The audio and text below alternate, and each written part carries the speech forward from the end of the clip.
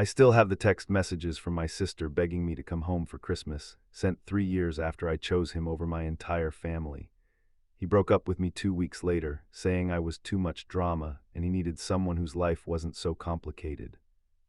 I met Marcus at a coffee shop on a Tuesday morning when my regular order was wrong, and he was the barista brave enough to remake it without making me feel like a demanding customer. He was 26 to my 24, with dark eyes that seemed to see everything and a smile that made me forget I was running late for work. Before we get into the part that still hurts to tell, let us know where you're watching from and hit subscribe so you don't miss more deep, raw stories like this. What started as flirtation over caffeine became a 3-hour conversation when I realized I didn't actually care about being late. Marcus had grown up in the city while I was from the suburbs, had worked since he was 14 while I'd been supported through college, had stories about places and experiences that seemed both exciting and dangerous to someone who'd lived a carefully sheltered life. He was everything my family had never been: spontaneous where they were planned, street smart where they were book smart, willing to take risks where they preferred security. The attraction was immediate and intense, the kind that makes you question everything you thought you wanted in a partner. My family had always been close-knit in the way that suburban families can be when everyone follows the expected path. Dad worked in finance, Mom taught elementary school, my older sister was married to her college boyfriend with 2 kids, and my younger brother was finishing law school. We had Sunday dinners and family vacations and group text chains that never stopped buzzing with updates about everyone's lives.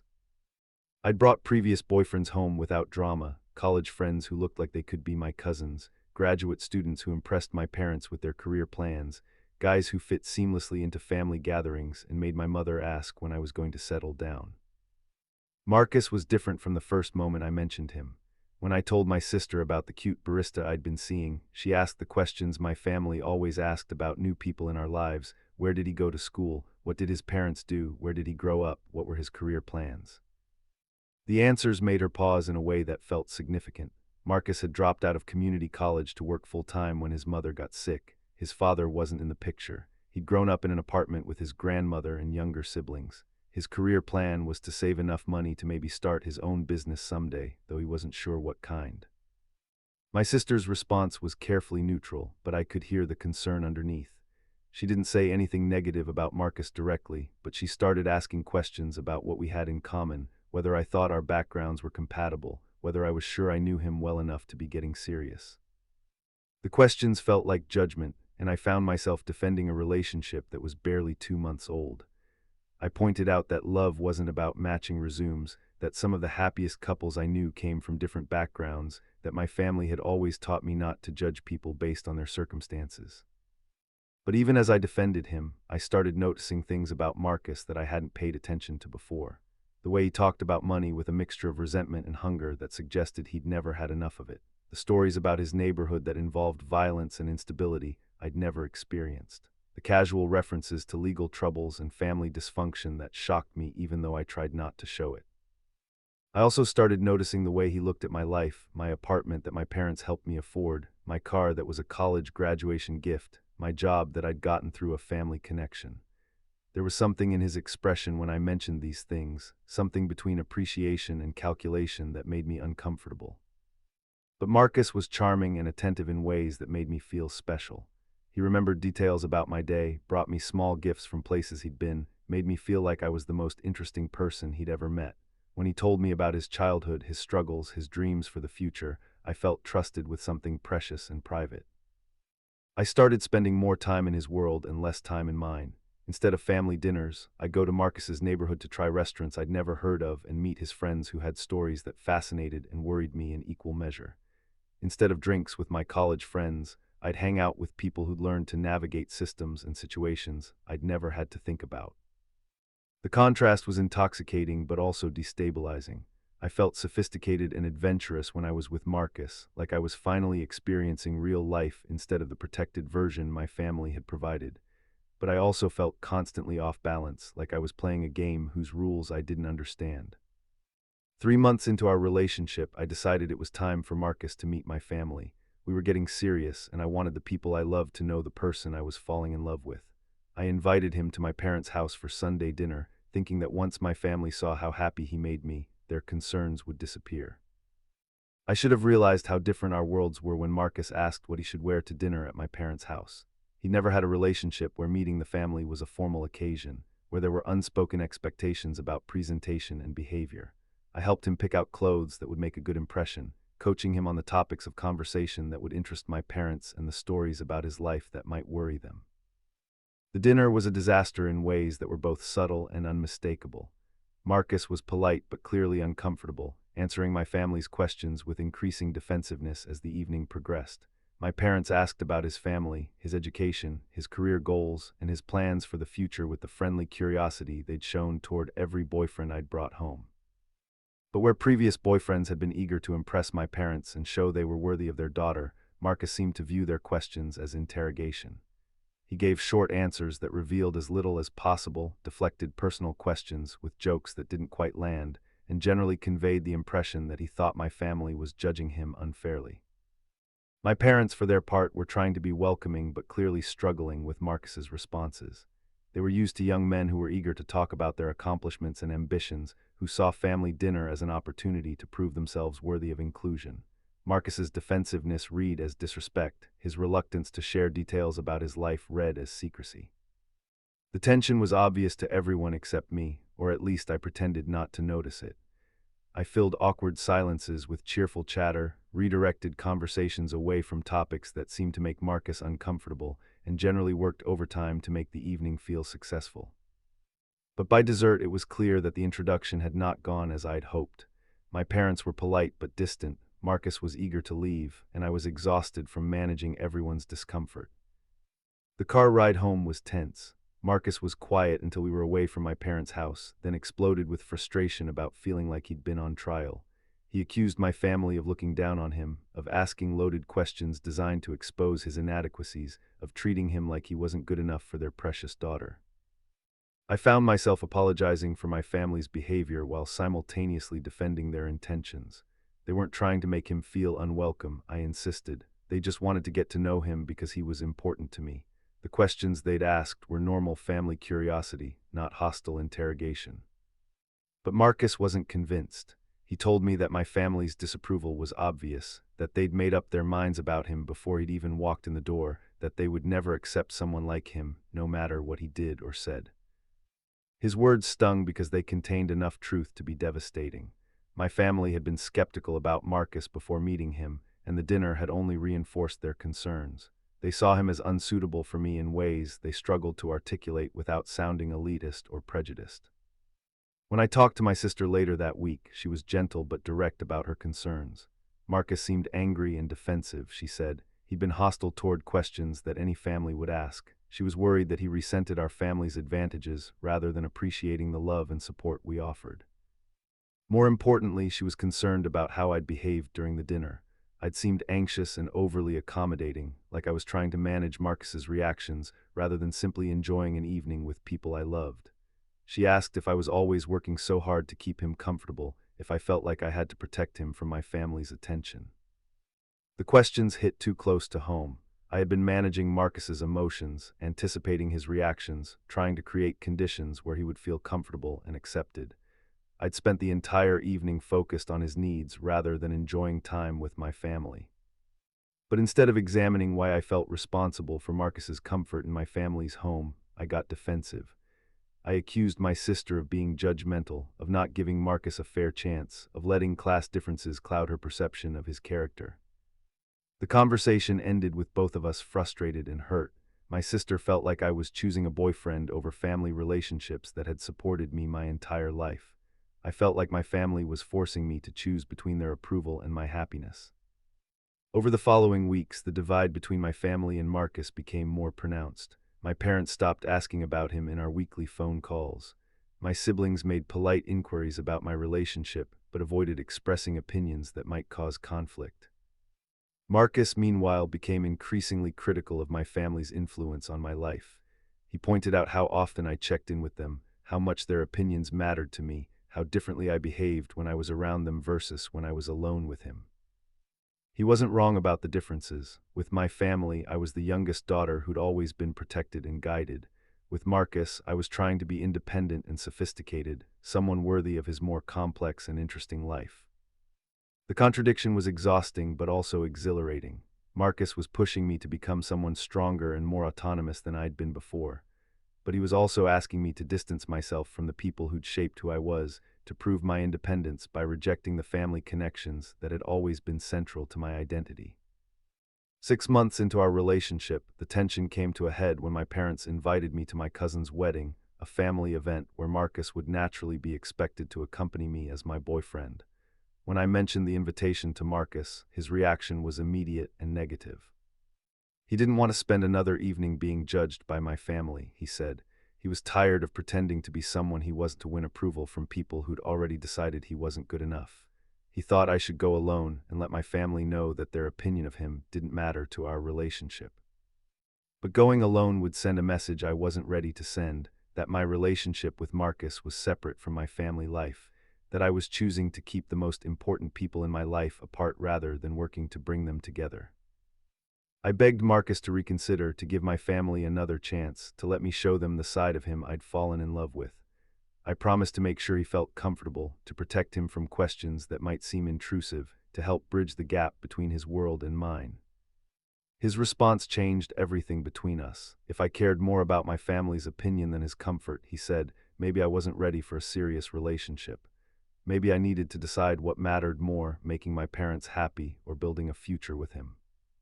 It was the first time Marcus had explicitly asked me to choose between him and my family, but it wouldn't be the last. Standing in my apartment that night, listening to Marcus tell me that loving him meant proving I could prioritize him over everyone else who'd ever cared about me, I felt the ground shift beneath my feet. I was about to learn that love, when wielded by the wrong person, could become the most effective weapon for destroying everything else you'd ever valued. The cousin's wedding became the first real battle in a war I didn't realize I was fighting. After 3 days of Marcus refusing to discuss attending, and my family assuming he'd be my plus one, I found myself crafting lies to both sides to avoid the confrontation that felt inevitable. I told my family that Marcus had a work commitment that weekend, something urgent that couldn't be rescheduled. I told Marcus that the wedding was just immediate family, that partners weren't really expected to attend. Both lies felt necessary to preserve peace, but they also marked the beginning of a pattern that would consume the next 2 years of my life. My cousin's wedding was beautiful and painful in equal measure. I watched my sister dance with her husband, saw my parents beaming as they celebrated another family milestone, and felt the absence of Marcus like a physical ache. But I also felt relief at not having to manage his discomfort, not having to watch my family try to include someone who seemed determined to find offense in their attention. The relief made me feel guilty, which made me angry at my family for creating a situation where I couldn't bring the person I loved to a family celebration. By the time I got home, I had convinced myself that my parents' subtle disapproval had made Marcus feel unwelcome, that their questions about his background had been judgmental rather than curious. Marcus was waiting in my apartment when I returned, having used the spare key I'd given him the month before. He wanted to know how the wedding had been, whether my family had asked about him, whether I'd missed him or been relieved he wasn't there to cause problems. The questions felt like tests, and I found myself emphasizing how much I'd missed him, how awkward it had been to attend alone, how many times I'd wished he could have seen how beautiful the ceremony was. I told him about family members who'd asked where he was, about how I defended our relationship to relatives who'd made subtle comments about my being single. Marcus listened with the intensity he brought to everything, analyzing my responses for evidence of where my loyalties really lay. When I mentioned my sister asking if everything was okay between us, his expression darkened. He accused my family of trying to drive a wedge between us, of using the wedding invitation as a way to test whether I would choose them over him. They knew he wouldn't be comfortable at a family event, he said, so they'd set up a situation where I'd have to pick sides. The interpretation was so different from my family's intentions that I started to wonder if I'd misunderstood the dynamics myself. My parents had always welcomed my boyfriends to family events as a matter of course, but maybe their invitation to Marcus had been less welcoming than I'd assumed. Maybe their questions about his background really had been designed to expose his inadequacies. Marcus's version of events was compelling because it cast me as the victim of my family's manipulation rather than the architect of an impossible situation. It was easier to believe that my family was being unfair to him than to examine why I felt so responsible for managing everyone's emotions. Over the following months, the pattern repeated with increasing frequency. My family would extend invitations that Marcus would decline, then I'd attend alone while fielding questions about his absence. Each event became evidence in Marcus's mind that my family was actively working to exclude him from my life. My mother's birthday dinner, my brother's law school graduation, my father's company picnic where partners were explicitly invited. Each occasion became a source of conflict that required me to choose between Marcus's comfort and my family's expectations. Marcus never explicitly forbade me from attending family events, but his reactions to my participation made it clear that every hour I spent with my family was an hour stolen from our relationship. He would be distant and moody after I returned from family gatherings, questioning whether I'd talked about him, whether anyone had made negative comments about our relationship, whether I defended him adequately. The aftermath of family events became more stressful than the events themselves. I started declining invitations rather than dealing with Marcus's jealousy and suspicion about my family relationships. It was easier to tell my parents I was busy than to navigate Marcus's hurt feelings about being excluded from gatherings he didn't want to attend anyway. My family's response to my increasing absence was predictably concerned. My mother started calling more frequently, asking if everything was okay, whether I was happy, whether there was anything she could do to help. My sister suggested coffee dates and shopping trips that would give us time to talk without family pressure. But even these individual interactions became sources of tension with Marcus. He wanted to know what my family said about him during our private conversations. He was suspicious when I spent time with family members one-on-one, convinced they were using those opportunities to turn me against him. The suspicion was exhausting but also flattering in a twisted way. Marcus's jealousy of my family relationships felt like evidence of how much he loved me, how important I was to him, how afraid he was of losing me to people who'd known me longer and might influence me to leave him. I started keeping family conversations superficial to avoid giving Marcus ammunition for his conspiracy theories about their interference. When my sister asked about our relationship, I gave vague reassurances. When my parents expressed concern about seeing me less frequently, I blamed work stress and adult responsibilities. The lies became second nature, a protective barrier between the person I was with my family and the person I was with Marcus. With my family, I was still their youngest daughter who needed guidance and support. With Marcus, I was trying to be independent and mature, someone who could prioritize her romantic relationship over childhood attachments. 6 months after the wedding incident, my family's concerns about Marcus became more explicit. My sister asked to meet me for lunch, just the two of us, and her agenda became clear within minutes of sitting down. She was worried about me, she said. I seemed different lately, more anxious, less confident, quicker to defend Marcus than to evaluate whether their concerns might be valid. She'd noticed that I'd missed several family events, that my explanations for Marcus's absences were becoming repetitive and unconvincing. Most importantly, she was concerned about the way Marcus talked about our family. During the few interactions she'd had with him, he'd made comments that suggested he saw them as obstacles to our relationship rather than people who loved me and wanted me to be happy. Her observations were accurate but felt like attacks on my judgment and my relationship. I found myself defending Marcus with increasing passion, explaining that his defensiveness came from being judged unfairly, that his criticisms of my family were responses to their rejection of him. The conversation escalated quickly. My sister pointed out that healthy partners don't try to isolate their girlfriends from family relationships. I accused her of being unable to accept that I was growing up and making my own choices. She said she was worried that Marcus was controlling me. I said she was jealous that I had found someone who loved me enough to want my full attention. We left the restaurant angry and hurt, with my sister asking me to think about whether Marcus's love was making me happier or just more isolated. I went home and told Marcus about the conversation, framing it as evidence of my family's determination to undermine our relationship. Marcus's response was swift and decisive. He thought it was time for me to set clear boundaries with my family about their interference in our relationship. If they couldn't respect my choices and support my happiness, maybe I needed to limit my contact with them until they learned to treat him with the respect he deserved. The suggestion felt both reasonable and terrifying. Marcus was right that my family's disapproval was causing problems in our relationship, but the idea of setting boundaries with people who'd supported me my entire life felt like betrayal of everything they'd given me.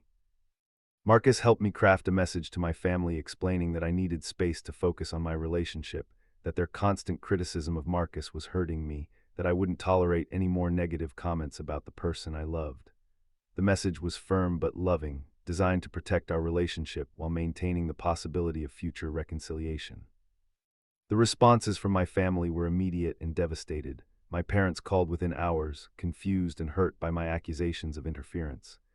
My sister sent a long text explaining that they'd never tried to control my relationships, that their concerns came from love and observation rather than prejudice.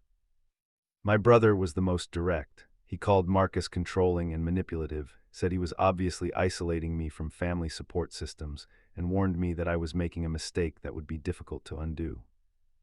His bluntness made me furious but also scared. If my family was united in their opposition to Marcus, it meant I had to choose between the people who'd shaped my entire life and the person I hoped to build my future with. Marcus helped me frame the choice as evidence of my maturity and independence. My family's refusal to accept him showed that they wanted to control my life rather than support my happiness. By choosing him, I was proving that I was ready to prioritize my own needs over other people's expectations. The logic was compelling but came with a price I hadn't anticipated. Cutting contact with my family meant losing not just their approval, but their presence in my daily life. No more weekly phone calls with my mother, no more text chains with my siblings, no more family dinners that had anchored my weeks for 24 years. The silence felt like mourning, but Marcus helped me reframe it as liberation. For the first time in my life, I was free to make choices without worrying about my family's opinions. I could build a relationship based on what Marcus and I wanted rather than what would make other people comfortable. But the freedom came with isolation I hadn't expected. Without family events to attend and family members to visit, my social world contracted dramatically. Marcus became not just my boyfriend but my primary social connection, the person I relied on for emotional support and entertainment. The dependence felt romantic rather than concerning. Marcus loved having my full attention, loved being the most important person in my life, loved that I'd chosen him over everyone else who'd ever mattered to me. It took me months to realize that isolation had been the goal all along. By the time I understood what had happened, my family had stopped reaching out and Marcus had become my entire world. I was exactly where he wanted me, completely dependent on him for love, validation, and social connection, with no external relationships to provide perspective on how he treated me. The trap had been baited with love and closed with my own cooperation. I'd helped him separate me from my support system by convincing myself that choosing him was proof of my commitment rather than evidence of his control. And now that I was isolated, the real relationship could begin.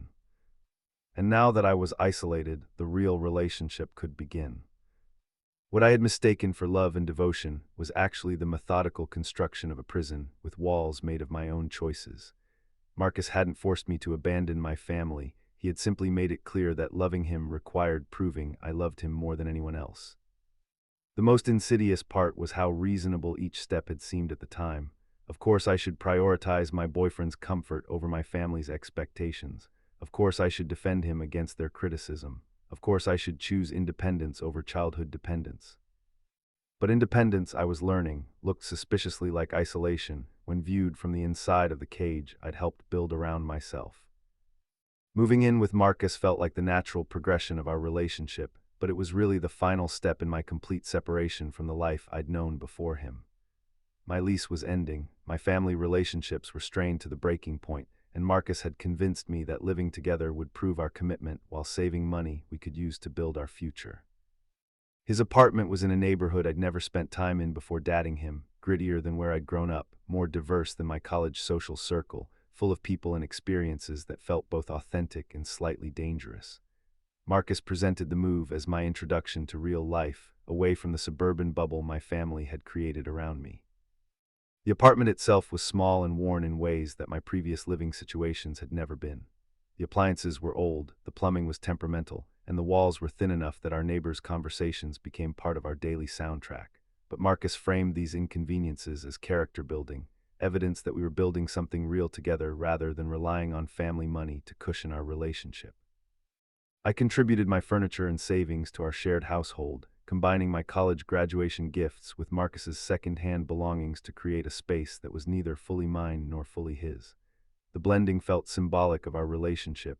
I was adapting to his world while he selectively accepted pieces of mine. The first few weeks of cohabitation were intense and romantic in ways that made the isolation feel like intimacy. We were together constantly, sharing space and routines and daily decisions that couples in separate apartments never have to navigate. Marcus loved having me entirely to himself, no longer competing with family obligations or work friendships for my attention. But the intensity also highlighted differences between us that had been easier to ignore when we maintained separate living spaces. Marcus's approach to money, cleanliness, social interaction, and future planning were all fundamentally different from what I'd grown up expecting from domestic partnership. He was casual about paying bills on time, which stressed me out because I'd been raised to view financial responsibility as a moral imperative. He was comfortable with mess and chaos in ways that made me feel constantly unsettled. He invited friends over without consulting me, treating our shared space as his domain where I was a welcome guest rather than an equal resident. Most significantly, he expected me to adapt to his social circle and lifestyle without showing equivalent interest in maintaining connections to my previous life. His friends became our friends, his favorite restaurants became our regular spots, his family traditions became the holidays we celebrated. When I suggested inviting some of my college friends over for dinner, Marcus pointed out that they probably wouldn't be comfortable in our neighborhood, that they might judge our apartment or feel awkward around his friends who came from different backgrounds. It was easier to let those friendships fade than to navigate the cultural translation required to maintain them. My work friends were equally challenging to integrate into our shared life. Marcus found their conversations about career advancement and professional networking superficial and materialistic. He had legitimate points about their privilege and narrow worldview, but his criticism made me increasingly reluctant to spend time with colleagues who'd once been close friends. Gradually, my social world contracted to include only people Marcus approved of: his friends, his coworkers, his family members who appreciated how much I loved him. Everyone else became peripheral, too difficult to maintain relationships with given the energy required to navigate Marcus's reactions to my outside connections. The contraction felt natural because Marcus filled the space that other relationships had previously occupied. He was interested in my thoughts and feelings in ways that made me feel deeply known and understood. He shared his own vulnerabilities and dreams with an openness that felt intimate and precious. But the intensity of our connection also meant that any disruption to our harmony felt catastrophic. When we disagreed about money or social plans or future goals, there were no other relationships to provide perspective or emotional support. Marcus became both the source of conflict and the only person available to help resolve it. 6 months after moving in together, the isolation became complete when I lost my job. The position had been eliminated during company restructuring, a casualty of economic pressures that had nothing to do with my performance. But the loss of income and professional identity left me even more dependent on Marcus for financial and emotional support. Marcus was sympathetic about the job loss, but also seemed pleased that I would have more time to focus on our relationship and our shared domestic life. He suggested that I take my time finding new employment, that I use the opportunity to figure out what I really wanted to do rather than rushing into another corporate position that might not fulfill me. The suggestion was reasonable and loving, but it also increased my financial dependence on him in ways that shifted the power dynamics of our relationship.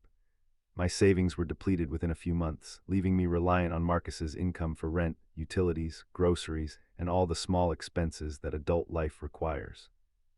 The financial dependence was humbling but also oddly romantic. Marcus loved being able to provide for me, loved having concrete proof that I needed him in practical ways as well as emotional ones. He made me feel like accepting his support was a gift I was giving him rather than a burden I was imposing. But the lack of independent income also meant that I couldn't make decisions about social activities, personal purchases, or future plans without considering how they would affect our shared budget. My autonomy contracted along with my bank account, though I told myself this was what partnership looked like. When my parents called to check on how the job search was going, I found myself making excuses for my lack of progress. Marcus had convinced me that taking time to find the right position was smarter than accepting the first offer, that my family's urgency about employment reflected their anxiety about financial security rather than practical wisdom about career development. But my family's concern wasn't just about my employment status, it was about my increasing isolation from them and from the life I'd built before Marcus. They'd noticed that I rarely called anymore, that I'd missed several family events, that I seemed to have no social circle beyond Marcus and his friends. The conversation with my mother was particularly difficult. She wanted to know if I was happy, if Marcus was treating me well, if I needed any help with job searching or interview preparation. Her offers of assistance felt both generous and invasive, loving support that came with implicit criticism of my current situation.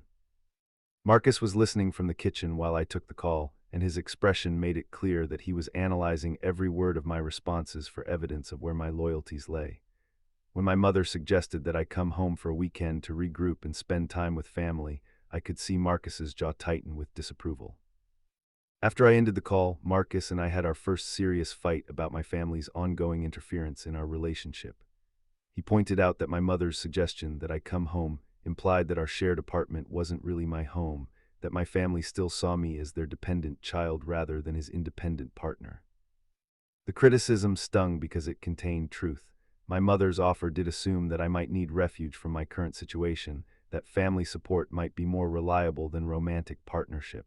But Marcus framed this assumption as disrespect for our relationship rather than concern for my well-being. The fight escalated quickly, with Marcus accusing my family of sabotaging our relationship and me defending their love while simultaneously proving my loyalty to him. By the end of the argument, I was crying and apologizing for allowing my family to undermine our partnership. Marcus forgave me with the generous grace of someone who'd been wronged but was willing to overlook the injury. He held me while I sobbed about feeling torn between the people I loved, promising that everything would be easier once my family learned to respect our relationship and my independence. But the easier future never materialized. Instead, my family's concern intensified as my distance from them increased. My sister started calling more frequently, my parents began making unannounced visits to my workplace before I lost my job, and my brother sent long texts asking if I was okay and whether I needed anything. Their attention felt both loving and suffocating. I knew they were worried about me, but their worry felt like judgment of my choices and my relationship. Marcus helped me interpret their concern as evidence that they couldn't accept my growth and independence, that they needed me to remain their dependent daughter rather than his equal partner. The interpretation was compelling because it cast me as the protagonist of my own story rather than the victim of other people's decisions. Instead of being someone whose family was trying to rescue from a bad situation, I was someone whose family was trying to control because they couldn't accept my autonomous choices. The narrative gave me strength to set firmer boundaries with my family about their involvement in my life. Marcus helped me compose messages explaining that their constant checking in was stressing me out, that their offers of help implied I wasn't capable of managing my own life, that their criticism of my relationship was hurting me more than helping me. The responses from my family were swift and devastating. My parents called to say they'd never intended to make me feel controlled or criticized, that they loved me and wanted to support whatever made me happy. My sister wrote a long email explaining that their concern came from noticing changes in my personality and behavior since I'd been with Marcus. My brother was the most direct, as always. He sent a text that simply said, "He's isolating you from everyone who loves you. This is what abusers do. Please call me." The bluntness of his message made me furious. How dare he diagnose my relationship from a distance? How dare he call Marcus an abuser based on his limited interactions with him? How dare he try to plant seeds of doubt about the healthiest relationship I'd ever had? I showed the message to Marcus, expecting him to be equally outraged by my brother's accusations. Instead, he seemed sad and unsurprised. He'd been waiting for my family to escalate their attacks on our relationship, he said. They couldn't accept that I was happy with someone they didn't approve of, so they were resorting to psychological manipulation to try to turn me against him. Marcus's calm response to my brother's accusation made me feel ashamed of my family's tactics. Instead of supporting my happiness, they were trying to destroy it by planting ideas about abuse and control. Their love for me had become possessive and destructive rather than supportive and nurturing. That night, I composed the message that would burn the final bridge between my family and me. I told them that I was disappointed in their inability to accept my choices, that their constant criticism of Marcus was forcing me to choose between their approval and my happiness, that I needed space from their negativity while I built my life with the person I loved. The message was firm and final, leaving no room for negotiation or compromise. I told them not to contact me unless they were ready to respect my relationship and support my decisions. I said I hoped we could reconcile in the future, but that I couldn't maintain relationships with people who were actively trying to sabotage my happiness. Sending the message felt like jumping off a cliff, terrifying but also liberating. For the first time in my life, I was prioritizing my own needs over my family's expectations. I was choosing love over obligation, independence over dependence, my future over my past. Marcus held me while I cried that night, promising that we would build a family together that was stronger and healthier than the one I'd left behind. He said he was proud of my courage in standing up to people who claimed to love me but were really trying to control me. The silence that followed was immediate and complete. My phone stopped ringing with family calls. The group text chain that had buzzed constantly with family updates went quiet. No one sent birthday wishes or holiday invitations or casual messages asking how I was doing. The silence was what I'd asked for, but it was also more devastating than I'd anticipated. Without family contact, my world became entirely centered on Marcus and our shared life. He became my only source of emotional support, social interaction, and guidance about major life decisions. The dependence felt overwhelming sometimes, but Marcus reassured me that this was what real partnership looked like. Unlike my family relationships, which had been based on obligation and guilt, our relationship was based on choice and mutual devotion. We were building something pure and uncomplicated, free from outside interference and judgment. But as the months passed and my isolation became complete, I started to notice things about Marcus that I'd overlooked when I'd had other people to talk to, other perspectives to balance against his influence. The man I'd given up everything for was beginning to show me who he really was, now that there was no one left in my life to contradict his version of reality. The man I'd given up everything for was beginning to show me who he really was, now that there was no one left in my life to contradict his version of reality. The call came at 6 a.m. on a Tuesday morning, 9 months after I'd cut contact with my family. I was deep in sleep when my phone buzzed with an unknown number, and my first instinct was to ignore it. Marcus and I had trained ourselves not to answer calls from numbers we didn't recognize, viewing them as potential intrusions from my family, trying to bypass the boundaries I'd established. But something about the persistent buzzing made me reach for the phone. The voice on the other end was my cousin Rachel, someone I'd been close to growing up but hadn't spoken to since my self-imposed exile from family life. My father had had a massive heart attack during the night, she said. He was in the ICU and the doctors weren't sure if he was going to make it. My mother was falling apart, my siblings were driving in from out of state, and everyone was asking where I was. The news hit me like a physical blow. My father, who'd always seemed invincible despite his high-stress job and stubborn refusal to take care of his health, was fighting for his life while I was sleeping peacefully in ignorance 20 minutes away from the hospital. I started crying before I fully understood what Rachel was telling me. My father and I had never had a perfect relationship. He was demanding and controlling in ways that had driven me crazy throughout my childhood, but he was also the person who taught me to drive, who'd walked me down the aisle at my cousin's wedding when I was too young to be a bridesmaid, who'd called me every Sunday during college just to check in. Marcus woke up as I was sobbing into the phone, trying to get details about which hospital, what the doctors had said, whether I should come immediately or wait for more information. When I hung up, he was sitting up in bed with the expression he wore when he was analyzing a situation for potential threats to our relationship. I told him what had happened through tears, expecting comfort and immediate support for getting dressed and driving to the hospital.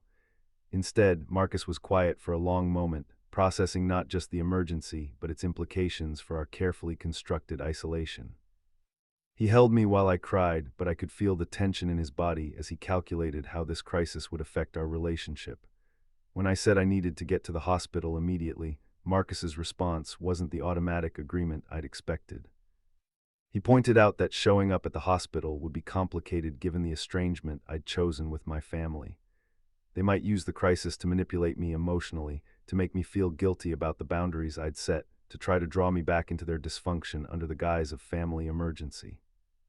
The observation was jarring because it prioritized our relationship dynamics over my father's medical crisis.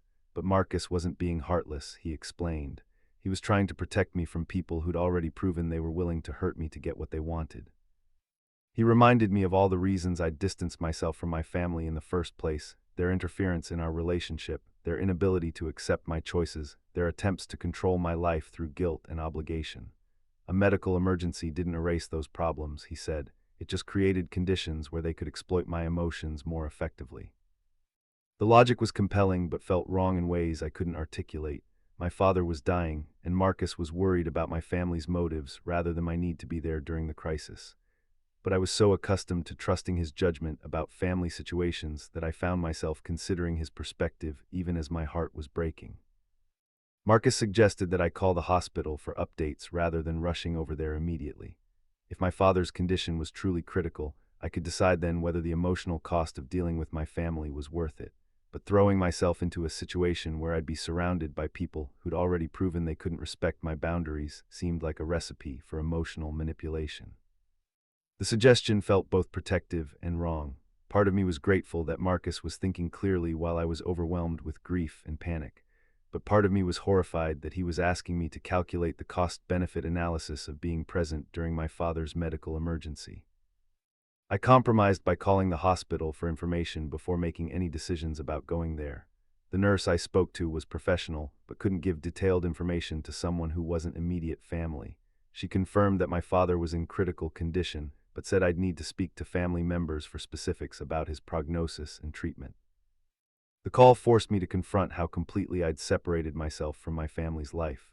I didn't know my father's medical history, wasn't listed as an emergency contact, had no legal standing to receive information about his condition.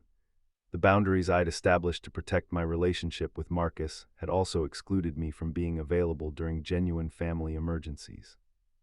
Marcus held me while I processed this realization, validating my feelings while subtly reinforcing that my family had created this situation by refusing to respect my choices. If they'd been willing to accept our relationship, I could have maintained connections that would make this crisis easier to navigate. But the blame felt hollow when my father was fighting for his life. Regardless of who was at fault for our estrangement, I was his daughter, and he needed me there regardless of our complicated relationship history. I told Marcus I was going to the hospital, expecting him to offer to drive me or at least support my decision to be there for my family during their crisis. Instead, he asked if I was sure that was the best choice given everything that had happened between us. The question stopped me cold. Marcus wasn't forbidding me from going to the hospital, but he was asking me to choose between being there for my dying father and protecting the relationship I'd sacrificed everything else to maintain. When I said that my father was dying and family drama felt insignificant compared to that reality, Marcus's expression hardened in ways I'd learned to recognize as dangerous. He wasn't going to stop me from going, he said, but I should understand that running back to my family the moment they called would send a clear message about my priorities. The implicit threat was obvious. Choosing my family during this crisis would be interpreted as choosing them over him permanently. If I went to the hospital, I'd be proving that my commitment to our relationship was conditional, that family obligation would always trump my loyalty to him. The manipulation was so blatant that even I could see it, but I was also trapped by my own isolation. I had no other relationships to provide perspective, no friends to call for advice, no support system beyond the person who was asking me to choose between him and my dying father. I tried to explain that being there for a medical emergency wasn't the same as choosing my family over our relationship, that supporting each other during crises was what love looked like. But Marcus framed my arguments as evidence that I'd never really committed to our partnership, that I was still looking for excuses to return to the family that had rejected him. The conversation escalated into our worst fight ever. Marcus accused me of using my father's heart attack as an excuse to reconnect with people who'd made it clear they didn't respect our relationship. I accused him of being heartless and controlling, of asking me to abandon my father during a life-threatening emergency. Marcus's response was calm and devastating. If I thought he was heartless and controlling, maybe I'd never really understood who he was or what our relationship meant. Maybe I needed to go back to my family and see if they were willing to take me back after I'd chosen him over them for 2 years. The ultimatum was delivered with the quiet certainty of someone who knew he held all the cards. Marcus didn't need to forbid me from going to the hospital because he'd made it clear that going would end our relationship. And without him, I had nothing, no family connections, no friendships, no support system, no financial independence. But my father was dying, and suddenly the relationship that had consumed my entire life felt less important than being present for someone who'd loved me despite our complicated history. I got dressed and drove to the hospital, leaving Marcus sitting in our bed with the expression of someone who'd been betrayed by the person he'd trusted most. The drive felt like traveling through time, returning to a world I'd abandoned for love that had turned out to be conditional on my complete isolation from everyone else who'd ever mattered to me. The hospital waiting room was full of my family, my mother red-eyed and exhausted, my siblings holding each other up, extended family members I hadn't seen in 2 years. When I walked in, the conversation stopped as everyone processed my unexpected appearance. My mother's face crumpled when she saw me, and she crossed the room to hug me with a desperation that spoke to how much she'd missed me, how much my absence had hurt her, how grateful she was that I'd come despite everything that had happened between us. My siblings' responses were more complicated, relief at seeing me mixed with anger about where I'd been, joy at my presence tempered by hurt over my absence from their lives. But in the face of our father's crisis, the family drama felt secondary to the medical emergency that had brought us together. The next 18 hours were a blur of medical updates, family conferences with doctors, and the exhausting vigil that critical illness requires. My father survived the surgery and began the slow process of recovery, but the experience forced me to confront how completely I'd removed myself from the people who'd shaped my entire life. I'd missed my niece's first steps, my brother's bar exam results, my mother's promotion at work, countless small moments and major milestones that had continued without my participation. My family had grieved my absence while building lives that no longer automatically included me. But they'd also maintained space for my return, hoping I'd eventually recognize that their concern had come from love rather than control. The unconditional acceptance they showed during the hospital crisis made me realize how conditional Marcus's love had always been. When my father was stable and out of immediate danger, I knew I had to return home to face Marcus and the consequences of my choice. The drive back felt like traveling toward a confrontation I'd been avoiding for months, forced to finally acknowledge the reality of the relationship I'd defended at the cost of everything else I'd valued. Marcus was gone when I arrived at the apartment.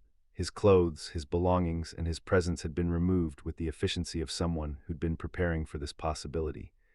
The only thing he'd left behind was a note explaining that he couldn't be with someone who would abandon their relationship the moment their family called. The note went on to detail how my behavior at the hospital had proved that I'd never been fully committed to our partnership, that I'd been looking for an excuse to return to the family that had never accepted him. He said he deserved someone who would choose him consistently, not someone who would run back to toxic family dynamics when things got difficult. Reading the note in our empty apartment, I realized that Marcus had used my father's heart attack as the final test of my loyalty. When I'd chosen to be present for a family medical emergency, I'd failed the test and proved that I was unworthy of the love he'd been offering. But sitting alone in the space we'd shared for almost a year, surrounded by furniture I'd contributed and memories we'd created together, I also realized that someone who loved me wouldn't have asked me to choose between him and my dying father. The man I'd given up my entire family for had abandoned me the moment I'd chosen basic human decency over absolute loyalty to him. And for the first time in 2 years, I was completely alone with the recognition that my family had been right about him all along. The silence in the apartment was deafening. For 2 years, my world had revolved around Marcus's presence, his opinions, his moods, his needs. Now, surrounded by the furniture we'd shared and the life we'd built together, I faced the complete absence of the person who'd convinced me to abandon everyone else who'd ever loved me. Marcus's note sat on the kitchen counter where he'd left it, 3 pages of carefully crafted accusations that painted my choice to be with my dying father as ultimate betrayal. He'd written about how disappointed he was to discover my true priorities, how hurt he felt that I'd chosen my toxic family over our healthy relationship, how he couldn't build a future with someone whose loyalty was so conditional. Reading his words, I felt a mixture of devastation and clarity that left me emotionally whiplashed. Part of me was destroyed by losing the relationship I'd sacrificed everything to maintain, but part of me was finally seeing Marcus's manipulation with the kind of stark honesty that had been impossible while I was trapped inside it. Someone who loved me wouldn't have abandoned me for being present during my father's medical emergency. Someone who cared about my well-being wouldn't have used my family crisis as a loyalty test. Someone who wanted to build a healthy relationship wouldn't have systematically isolated me from every other person who'd ever mattered to me. But the clarity came too late to undo the damage I'd caused to relationships that had sustained me for 24 years before Marcus entered my life. I'd burned bridges with people who'd loved me unconditionally in favor of someone whose love had been contingent on my complete submission to his will. The first call I made was to my mother, who answered on the first ring despite it being past midnight. I told her that Marcus had left me, that our relationship was over, that I was alone in an apartment I couldn't afford with no job and no savings, and no idea how to rebuild the life I'd destroyed for someone who'd abandoned me when I needed him most. My mother's response was immediate and unconditional. She told me to pack whatever I needed and come home right away. She didn't say, "I told you so," or lecture me about the choices I'd made or remind me of all the warnings I'd ignored. She just focused on getting me safely out of a situation that was clearly unsustainable. The kindness in her voice made me cry harder than I had since receiving the call about my father's heart attack.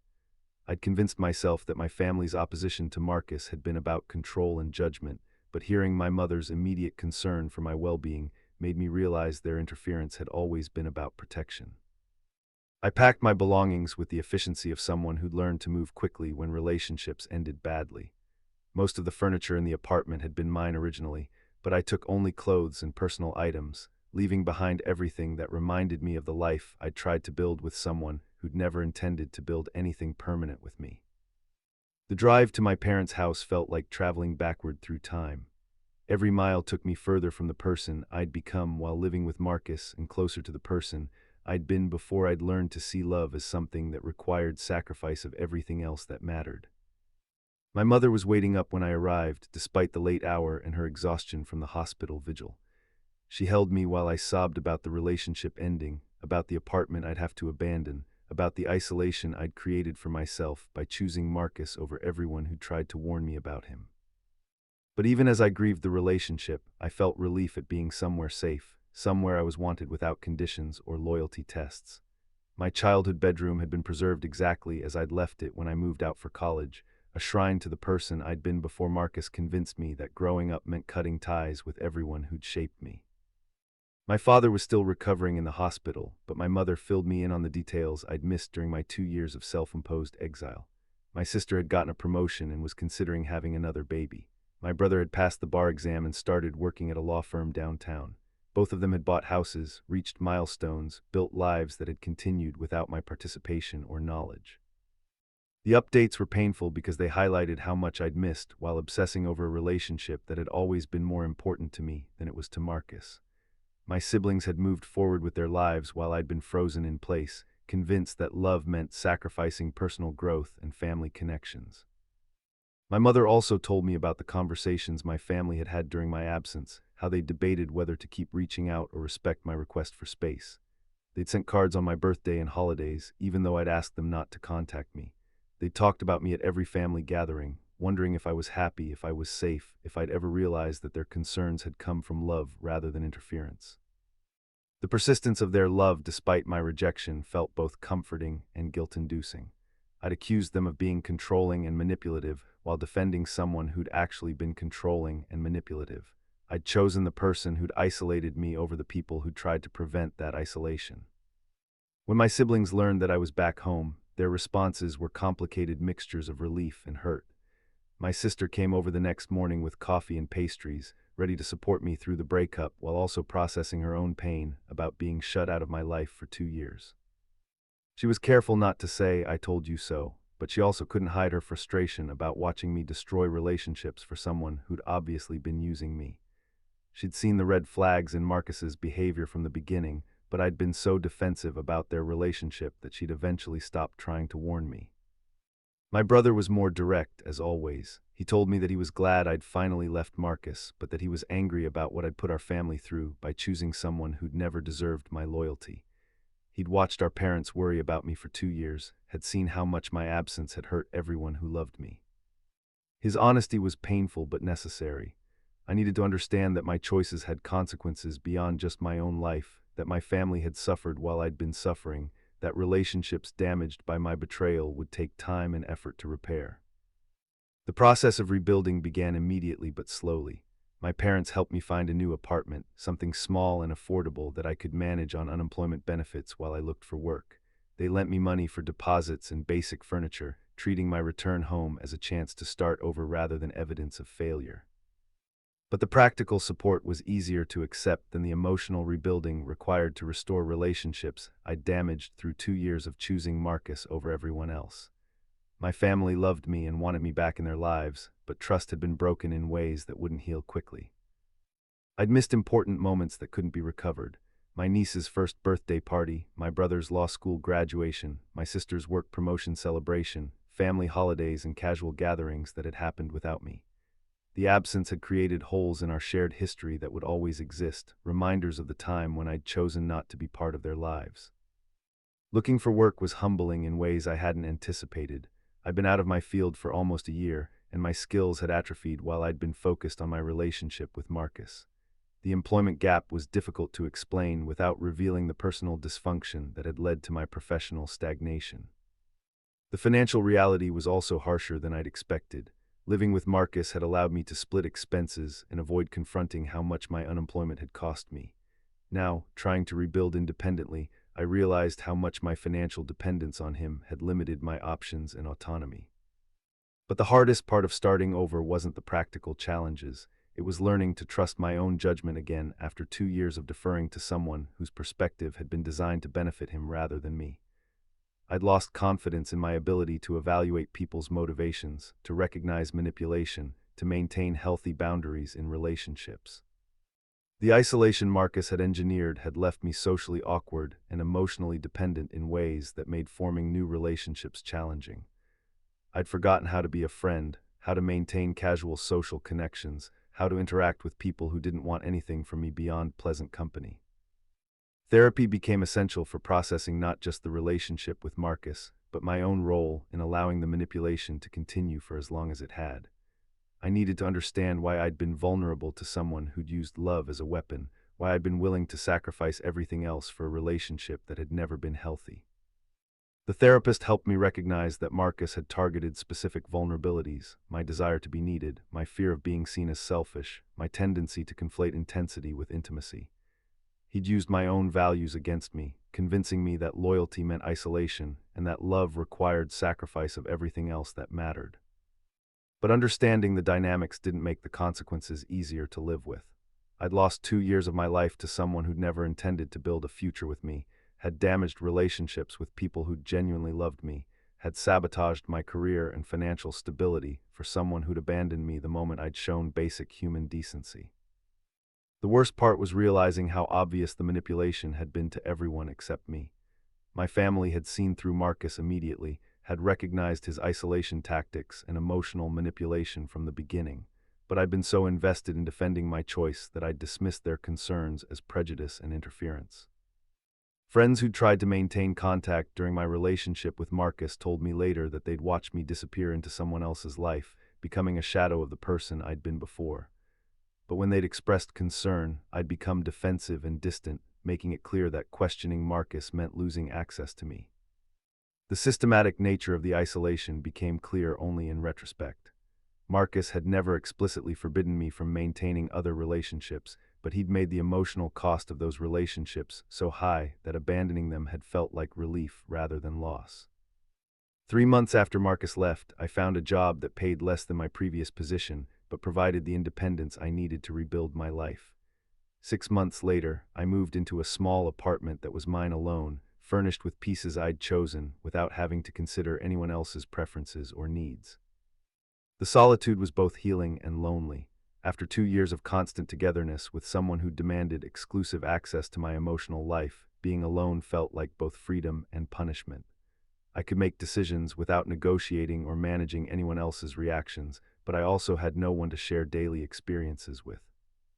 Dating felt impossible. How could I trust my judgment about potential partners when I'd been so wrong about Marcus? How could I explain the 2-year gap in my social life without revealing how completely I'd been manipulated? How could I risk becoming vulnerable to someone who might use my feelings against me?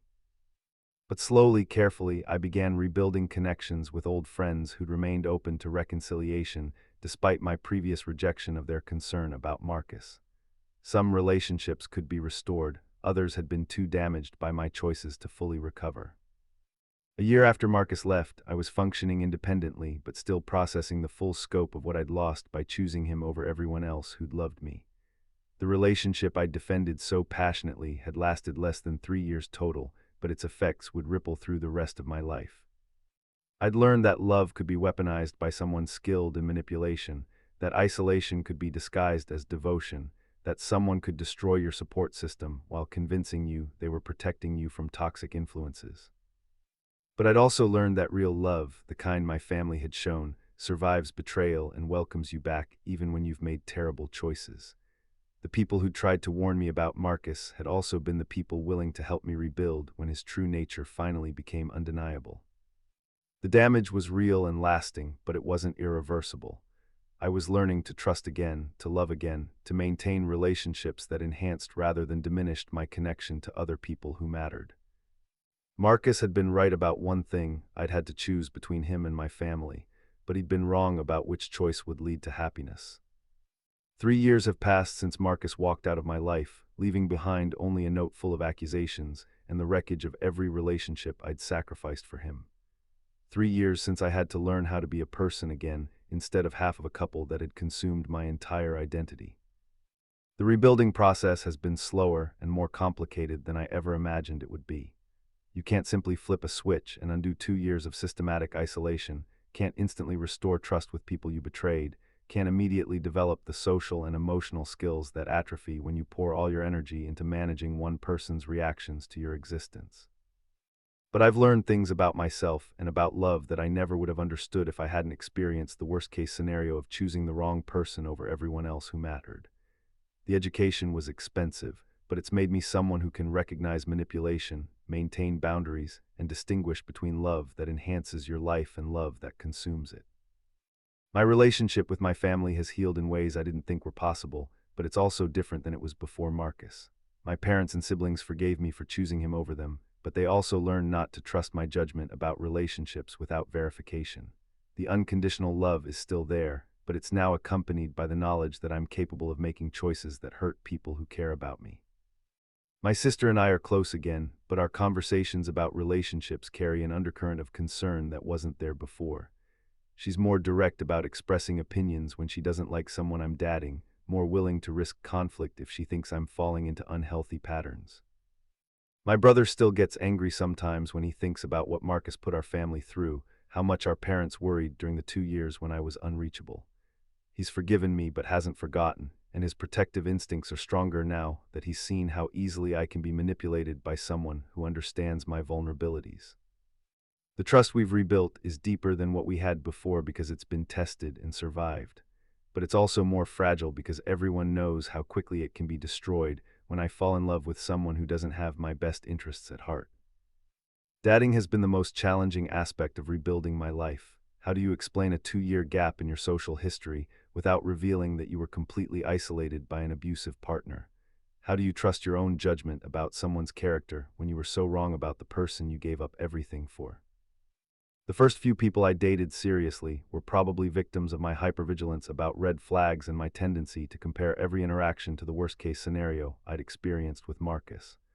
I was simultaneously too trusting and too suspicious, too eager for connection, and too afraid of losing myself in someone else's needs. I've ended relationships with perfectly decent people because they reminded me of Marcus in small ways, the way they talked about my family, how they responded to boundaries, their reactions when I spent time with friends without them. Sometimes the similarities were meaningful warning signs, but sometimes they were just normal human behaviors that I couldn't evaluate objectively. The therapy I started after Marcus left has been essential for developing the emotional intelligence I should have learned in my 20s instead of pouring all my energy into managing one person's increasingly unreasonable demands. I've had to learn how to recognize manipulation tactics, how to maintain relationships with multiple people without feeling guilty about divided loyalties, how to love someone without sacrificing my own identity. Dr. Martinez, my therapist, has helped me understand that Marcus targeted specific aspects of my personality that made me vulnerable to his particular style of emotional manipulation. My desire to be needed, my fear of conflict, my tendency to accommodate other people's emotions at the expense of my own well-being, all of these traits made me an ideal victim for someone who understood how to exploit them. But those same traits, when balanced with healthy boundaries and realistic expectations, are also strengths that make me a good friend, daughter, and partner. The goal isn't to become someone completely different, but to develop the skills to protect myself from people who would abuse my willingness to love and support them. The biggest revelation from therapy has been understanding that Marcus's behavior followed a predictable pattern that had nothing to do with my specific failings as a partner. He had isolated previous girlfriends from their support systems, had used similar tactics to create emotional dependence, had abandoned relationships when maintaining control became more work than it was worth. Learning about his pattern helped me realize that I wasn't uniquely stupid or naive. I was just the most recent person to fall for a strategy he'd perfected through practice. The isolation, the loyalty tests, the reframing of concern as interference, the ultimate abandonment when I failed to meet his impossible standards, all of it was calculated manipulation rather than authentic relationship dynamics. This understanding has been both liberating and terrifying. Liberating because it means the failure wasn't entirely my fault, that someone more experienced in recognizing manipulation might have fallen for the same tactics. Terrifying because it means there are people who approach relationships as opportunities for control rather than connection, who view love as a weapon rather than a gift. My career has recovered more easily than my personal relationships, though there were professional consequences to the year I spent unemployed and the 2 years I spent entirely focused on managing Marcus's emotional needs. I'm working in a different field now, something that interests me more than the corporate job I had before Marcus, but the gap in my resume will always be there as a reminder of what I lost. The new job has also provided social connections that were essential for rebuilding my ability to maintain casual friendships. Learning to interact with colleagues, to participate in group conversations, to be someone people enjoy spending time with rather than someone who exists primarily to meet one person's emotional needs, all of these skills had to be relearned. I've made friends slowly and carefully, testing my ability to maintain multiple relationships without feeling guilty about not giving any single person my complete attention. The friendships are lighter than what I had with Marcus, but also healthier, based on mutual enjoyment rather than emotional dependence. Some of these new friends know about my relationship with Marcus, others don't. I've learned to gauge how much personal history to share based on the depth of the relationship and the other person's ability to understand complex emotional situations without judgment. The friends who know the full story have been protective in ways that feel supportive rather than controlling. They check in when I'm dating someone new, ask thoughtful questions about how relationships are progressing, offer perspectives that help me evaluate whether I'm falling into old patterns. But they've also learned not to push too hard with their concerns, understanding that my defensiveness about relationship criticism was what allowed Marcus to isolate me in the first place. The balance between supportive concern and respectful boundaries is delicate, but we've figured out how to navigate it. The most surprising aspect of rebuilding has been discovering who I am when I'm not trying to be what someone else needs me to be. For 2 years with Marcus, and in previous relationships too, I'd adapted my personality to complement my partner's needs and preferences. I'd never learned to maintain my own identity while being part of a couple. Living alone for the first time since college has been both lonely and revelatory. I've discovered interests I'd abandoned, developed opinions I'd never been encouraged to express, created routines that serve my needs rather than someone else's schedule. I like documentaries more than romantic comedies, prefer hiking to shopping, enjoy cooking elaborate meals for myself without having to consider anyone else's dietary preferences or timing. These preferences might seem trivial, but they represent a level of self-knowledge I'd never developed when I was always accommodating other people's wants. The solitude has also taught me the difference between being alone and being lonely. With Marcus, I was rarely alone, but often lonely because his presence demanded so much emotional energy that I had nothing left for my own thoughts and feelings. Now, being alone feels peaceful rather than isolating because I'm finally comfortable with my own company. When I do date now, I'm looking for someone who enhances my life rather than someone who needs me to complete theirs. I want partnership that's based on mutual choice rather than emotional dependence, someone who has their own interests and relationships rather than someone who wants to merge completely with mine. The standards feel higher than they were before Marcus, but they're also more realistic. I'm not looking for someone to save me or someone for me to save. I'm looking for someone who can be part of my life without becoming my entire life, someone who can love me without requiring me to prove that love by sacrificing everything else. I've had one serious relationship since Marcus, with someone I met through friends who knew about my history and could provide perspective about whether the relationship seemed healthy. David was patient with my hypervigilance about red flags, understood why I needed to maintain close friendships and family relationships, never made me feel guilty about prioritizing other people's needs alongside his. The relationship ended after about a year, not because of manipulation or abuse, but because we wanted different futures and could discuss that difference without drama or emotional manipulation.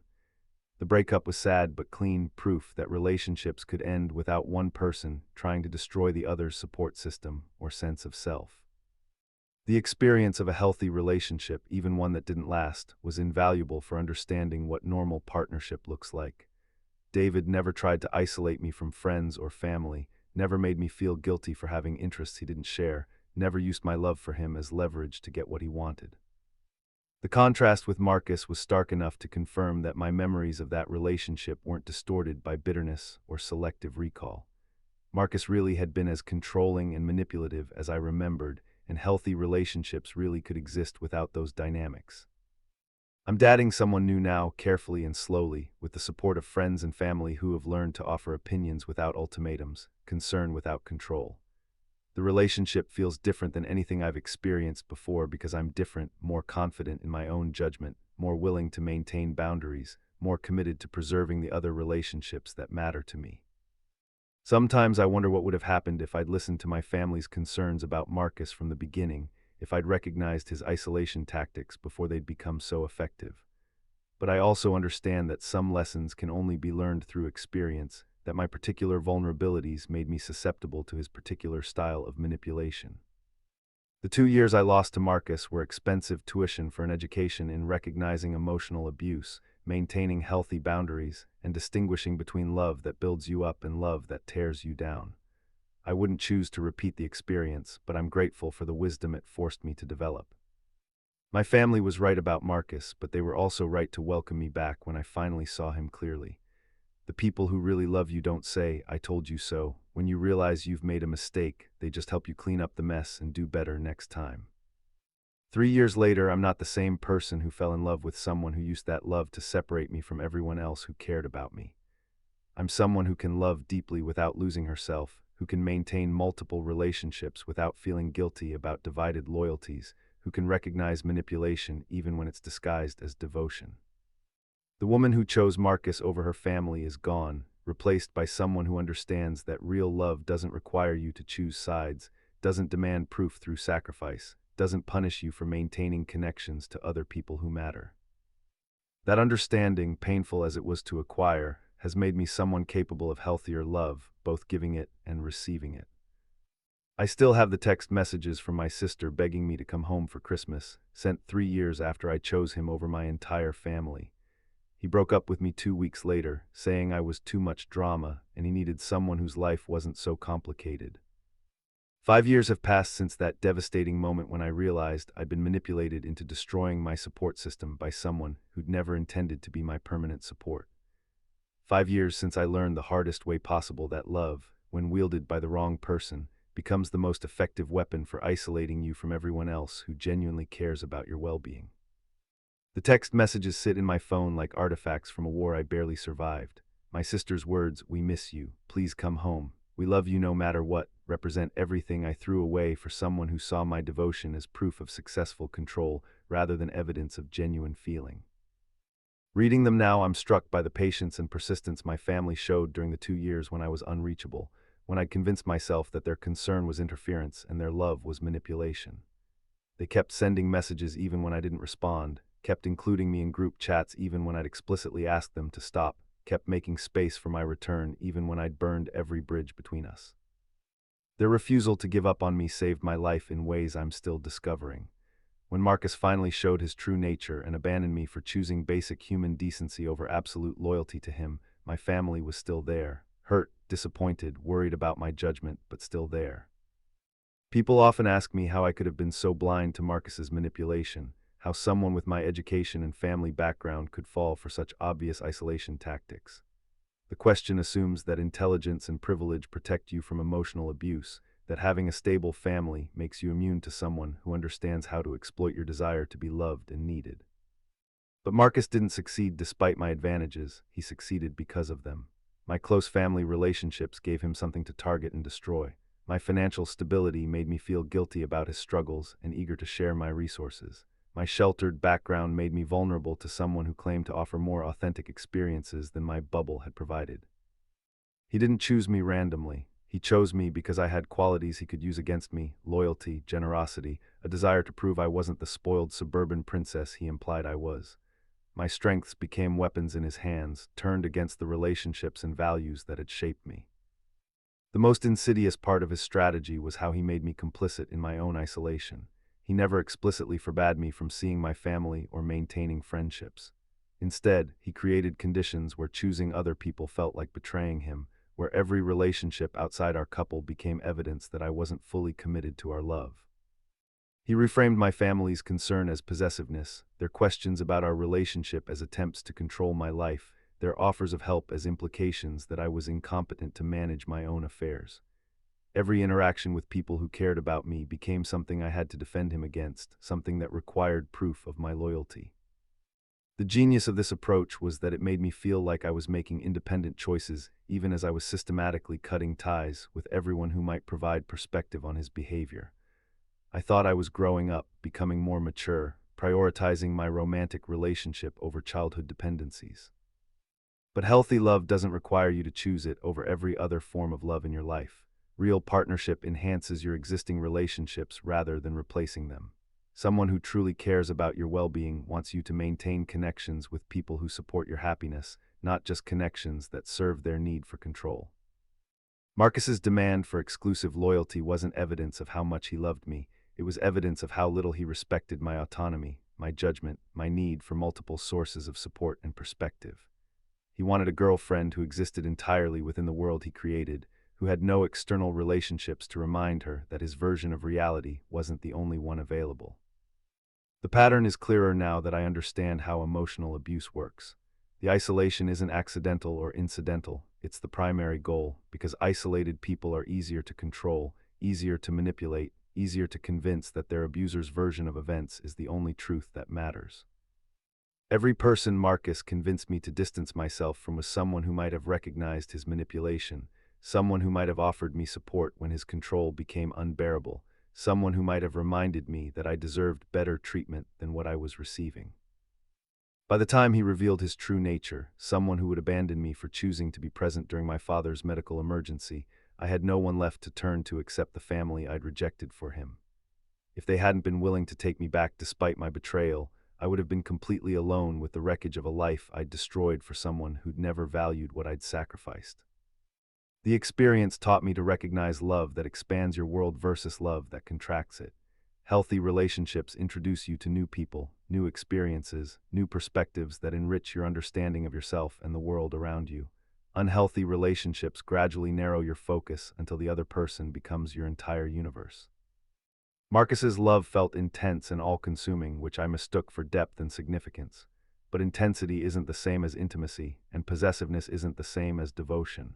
Real love gives you space to breathe, to grow, to maintain the relationships and interests that make you who you are. I've learned to be suspicious of anyone who wants to be my everything, who needs constant reassurance that they're more important to me than anyone else, who interprets my care for other people as a threat to our relationship. Those aren't signs of deep love, they're signs of insecurity and control, disguised as romantic devotion. The red flags I missed with Marcus are things I watch for obsessively now. Criticism of my family and friends, discomfort when I make plans that don't include them, subtle pressure to share their opinions about people and situations, attempts to reframe concern from others as interference or manipulation. I've also learned to trust the people who knew me before any romantic relationship, who can offer perspective on whether I'm changing in healthy ways or just adapting to someone else's needs. My family and long-term friends are my early warning system now, the people whose concerns I take seriously even when I don't want to hear them. The rebuilding process has taught me that some kinds of trust, once broken, can never be completely restored. My family forgave me for choosing Marcus over them, but they also learned to be more protective of themselves and more direct about their concerns when I'm in relationships. My sister no longer hints diplomatically when she doesn't like someone I'm dating. She states her concerns clearly and asks me to consider them seriously. My brother no longer assumes that my good judgment about other areas of life extends to my romantic choices. My parents no longer take for granted that I'll prioritize family relationships over a boyfriend's demands. The changes aren't punitive, but they are protective. They've learned that I'm capable of making choices that hurt people who love me, that my desire to avoid conflict can make me vulnerable to manipulation, that my loyalty can be turned against the people who deserve it most. I've had to earn back their trust by demonstrating that I've learned to recognize unhealthy relationship patterns, that I value their perspectives even when they conflict with my romantic interests, that I understand the difference between independence and isolation. The process has been humbling but ultimately strengthening. I'm a better daughter, sister, and friend now because I understand how precious those relationships are, how easily they can be damaged, how much work it takes to rebuild trust once it's been broken. I'm also a better partner because I no longer bring desperate neediness to romantic relationships, no longer expect one person to fulfill all my emotional needs, no longer mistake intensity for intimacy or possessiveness for love. The relationship I'm in now is built on a foundation of mutual respect for each other's autonomy, other relationships, and individual interests. We enhance each other's lives rather than consuming them. Our friends and families like us both individually and as a couple, which feels like validation that we're building something healthy rather than something that requires isolation to survive. Sometimes I wonder what would have happened if I'd met Marcus now, with the knowledge and boundaries I've developed through painful experience. Would I have recognized his manipulation tactics immediately? Would I have been strong enough to resist his attempts to separate me from my support system? I'd like to think so, but I also understand that abusers adapt their strategies to their targets. Someone trying to manipulate me now would use different tactics than the ones Marcus employed, would target different vulnerabilities than the ones he exploited. The best protection isn't perfect judgment about potential partners. It's maintaining strong relationships with people who can offer perspective, setting boundaries that protect your autonomy regardless of romantic circumstances, and developing enough self-worth that you don't feel grateful for love that comes with impossible conditions. Marcus taught me that someone can love you and still hurt you, that good intentions don't prevent harmful outcomes, that the most dangerous people are often the ones who understand exactly what you need to hear. But my family taught me that real love survives mistakes and disappointments, that people who truly care about you want you to thrive even when that's inconvenient for them. The text messages from my sister represent everything I almost lost and everything I was lucky enough to regain. They're proof that some bridges can be rebuilt, that some trust can be restored, that some love is strong enough to survive even deliberate betrayal. They're also reminders of the price of blind loyalty, of what happens when you let someone convince you that loving them requires abandoning everyone else who loves you. The cost was almost everything that mattered, and I was fortunate that the people I'd betrayed were generous enough to help me pay it. 5 years later, I understand that the most important relationship skill isn't the ability to love someone completely, it's the ability to love someone without losing yourself in the process. Real love doesn't require you to choose it over everything else. It just asks you to choose it alongside everything else that makes your life meaningful. Marcus demanded exclusivity and got abandonment. My family offered forgiveness and got renewed commitment. The difference between those outcomes taught me everything I need to know about which kind of love is worth fighting for.